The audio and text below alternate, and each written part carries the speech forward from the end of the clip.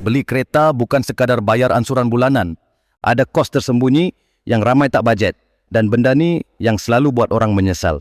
Peraturan kelima, ambil kira kos pemilikan, bukan harga kereta sahaja.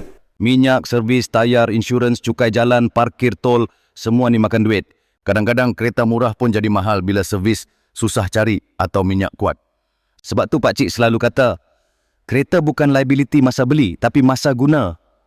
Kena pastikan kereta yang kau pilih sesuai dengan bajet bulanan kau. Kalau gaji 2,500, total kos kereta sebulan, termasuk semua benda, jangan lebih 500 ke 600 ringgit. Dan akhir sekali, peraturan ke-6, kereta bukan pelaburan. Jadi jangan beli macam pelabur. Kereta susut nilai cepat, harga turun tiap tahun. Kau beli hari ni 50,000, 5 tahun lagi nilai mungkin tinggal 20,000. Jadi jangan fikir, beli kereta ni nanti senang jual balik. Jangan buat alasan beli mahal konon boleh recover nanti. Beli kereta ikut keperluan, bukan cita rasa orang lain. Pakcik dah lalui zaman silap beli kereta ikut trend. Sakit dia bukan setahun dua, makan bertahun. Tapi bila mula ikut 6 peraturan ni, baru hidup rasa ringan.